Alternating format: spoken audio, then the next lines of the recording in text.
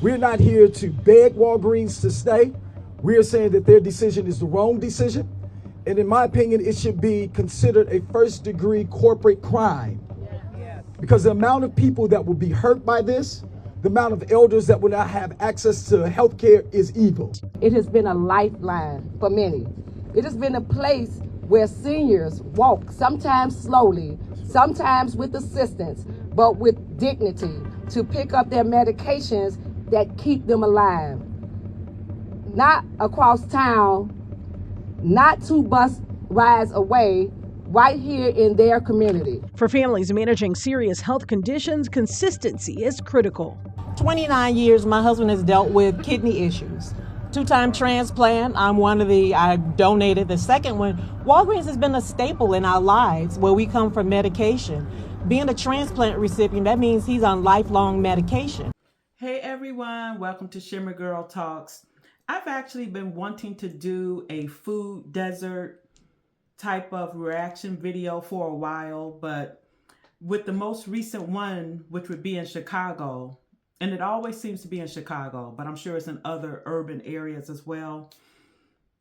Walgreens is closing a prominent, I got this off of Google, location in Chicago's Chatham neighborhood.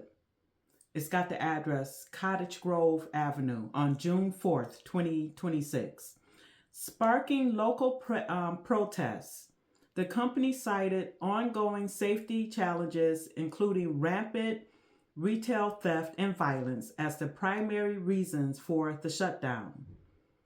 And reasoning, Walgreens executives reported that that location lost over $1 million in 2025 due to declining prescription sales and theft rates 4 times higher than the company average.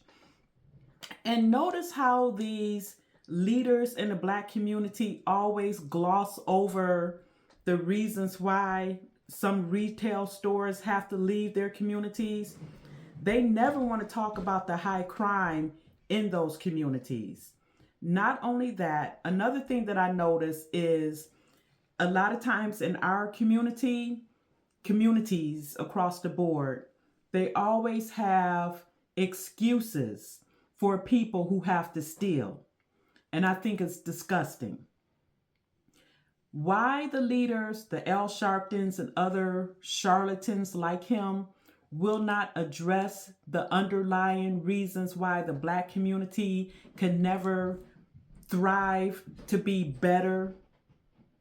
It's always about victimology and unaccountability, and this is one of those reasons. And I'm going to go off into another topic. I look at some of the other cultures in the community in which I live, and I live in a diverse, it's still mostly white, but you have some Middle Eastern people coming into the community, and you still have a few Black people sprinkled here and there. One thing that I've noticed about those Middle Eastern people within my community, when a Walgreens closes, for example, I think it was a Rite Aid that recently closed in my area, and it wasn't due to like a food desert or anything. I think Amazon takes a lot of, people's businesses. But anyway, I noticed those Middle Eastern people put their own grocery stores into those old Rite Aids in my community. They've opened up their own grocery store. When I'm heading to work, there's an Italian market / restaurant where they can go shop for their groceries and then sit outside in the patio to enjoy coffee or whatever it is. So I see them when I'm heading to work. And I'm like, why can't the Black community as a collective pool their money together?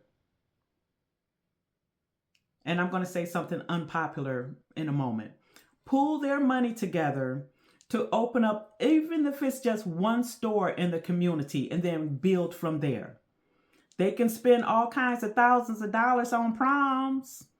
They can spend all kinds of thousands of dollars on things that don't really matter at the end of the day, but they're not going to pool their money together for what they need in their communities. They want outsiders and these multi-million-dollar companies to come in and save the day. And one thing that I've noticed a lot about people in our community, and I'm sure that there are other cultures that feel this way too, but for the most part, a lot of those other cultures, they're not robbing their stores and their communities blind to the point where they have to shut down. If anything, they're building more stores in their communities. But what I wanted to say was what I've actually heard Black people with my own ears say, well, they're worth millions. They're not going to worry about $10, me taking this $10 this or this $10 that. Well, when you have 100 or 1,000 other people that feel that way, that adds up after a while. And the unpopular thing that I wanted to say, the reason why, as a collective, that Black people cannot come together to pool their money together to build up businesses within the Black community is because the money that they do collect is going to mysteriously vanish. You know that, and I know that.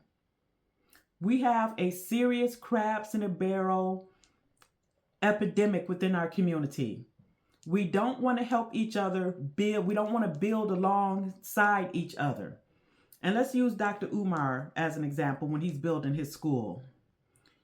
He said he reached out to Black contractors first, trying to give them a leg up. This is Dr. Pan-Africanist, pro-Black, blackly, black, giving Black people a chance, and they screwed him over.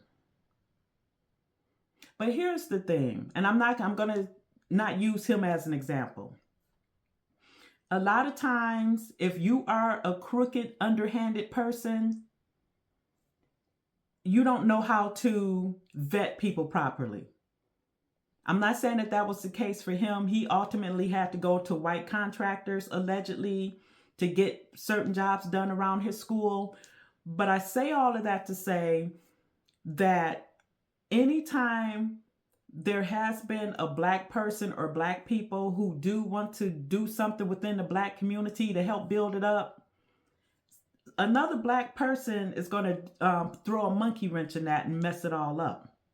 Look at the Nipsey Hussles and other Black people who try to give back to their communities, go back to the Black community to help. It don't always work out in their best interests because we've had too many haters in our community. They don't want to be nothing and they don't want you to be something. Because it's easier to hide behind victimology and I can't because. So getting back to these food deserts. These stores are closing due to the high crime in those communities. And leaders, Black leaders, will not address it. Black people are never held accountable, which is why the Black community continues to be at the bottom rung of everybody else. And I said what I said. That's my topic, and I'll talk to you later.